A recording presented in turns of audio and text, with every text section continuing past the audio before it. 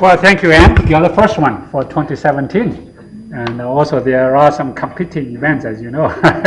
So thank you for coming, and despite all these distractions here in Washington. A couple of things. One is always Anne is our collaborator. She has worked with IFPRI. She was also a donor to IFPRI, by the way, right? We did give some money to IFPRI. And obviously she's a colleague of IFPRI and a personal friend of many IFPRI staff here, including myself. So thank you for coming. Now the urban, let's say peri-urban or urban food and nutrition security is so critical, so important. For the last 10 or 15 years, IFPRI have begun to look at that issue. Actually, James Garrett and Marie Rowe had the first brief on that. I think the 2020 policy briefs or one of the, so that really alerted us about food and nutrition security in urban areas. But that piece was very much focused on the problem, challenges, for example, overweight, obesity, or even undernutrition in urban centers, which was so critical at that time, and we learned quite a bit from that. On the other hand, we have struggled with how we're going to provide the solutions to the problem. I think the one you presented today offers some solution to that. So my reflection will not focus on your proposal, so rather on what we have learned and what we can do here from IFPRI to really tackle the food and nutrition security in urban and peri-urban areas. So the number one message is, yes, we must focus on food and the nutrition security in urban areas. The world is getting urbanized. Hungry people and poor people will be urbanized faster than general population. By 2030, and that's middle income, will be in the cities, and they demand more and better food. And land, water, food safety will be some of the challenges. So I wanted to thank you for bringing that issue to the general development community and to CGIR. So you have my support, and we work together to make sure that our CGIR colleagues really take this on very seriously. I think John, now I see John there now. Let's make sure that F1H will also begin to pay attention to that. And Emily is also very much engaged with F1H. When we prepared the first round of proposal, F1H, our donors, the CGIR, with ISPC, they don't want us to work on food and nutrition security in urban areas. So that was a mistake, I think. When we move to the second phase, we must look at that issue very seriously.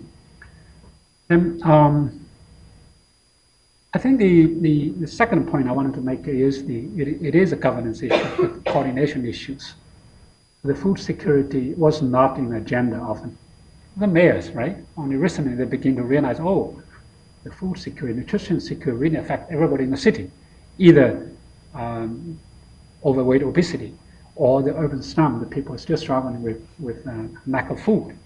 So, and I see a movement from different cities, including China, including here in the U.S., how they can solve their food nutrition security problem.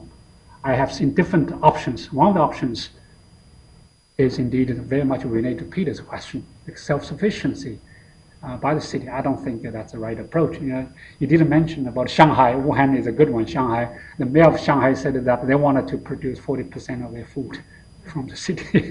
I'm really questioning about that that target or ambition and how they are going to achieve that, considering the environmental problem, land problem, and also the income issues for these people who are going to engage with food production. My third point is about heterogeneity. I think you mentioned some of the cases in OECD countries are very much here in US and Europe, well, probably Addis Ababa to some extent.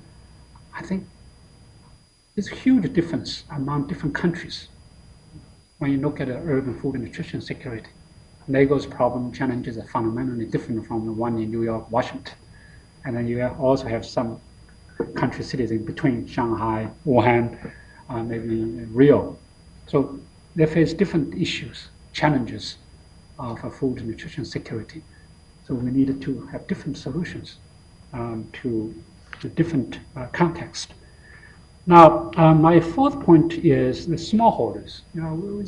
It's still the case that probably 60% or even 70% of hungry, malnourished people are smallholder farmers. That does not mean we're not going to work on peri-urban agriculture or food system. Yes, we do. But can we really look at the whole food system of whole value chain, starting from smallholders to towns, to small cities, medium-sized cities, peri-urban, and urban areas. Look at the whole value chain, and then look at their own niche, either in producing or in processing or in bringing the food to the urban areas. So that there will be enough win-win-win solutions to link smallholders in these different areas to urban and peri-urban areas. My final point is about the data. I heard that there's a food desert in the city, right? A desert of food, a food desert. Basically, lack of grocery stores. I mean, that's probably Schumacher has mentioned about it. I think there is also data desert in urban areas. We don't know how many people are hungry. We don't know how many people are undernourished or malnourished in urban areas. We don't. Simply we don't. Obviously, we also don't know their diet. What do they eat? Whether they eat too much or too little of that, too much of that. I think we must work on the data. We must work on what they eat. Then through there, we can design policies, instruments, or interventions to meet their demand. So finally, let me thank you. Thank you very much for coming. This is our first seminar. Raju didn't do a bit commercial here. Yes, we do have the policy seminar once in a while, to average probably 2 a year. Please come. And in May, we're going to move to the new building. We will let you know. And definitely, our facility, the new building, will be much better and probably much more engaging than the current one. Anyway, thank you. And once again, thank you, Anne, for your very great presentation.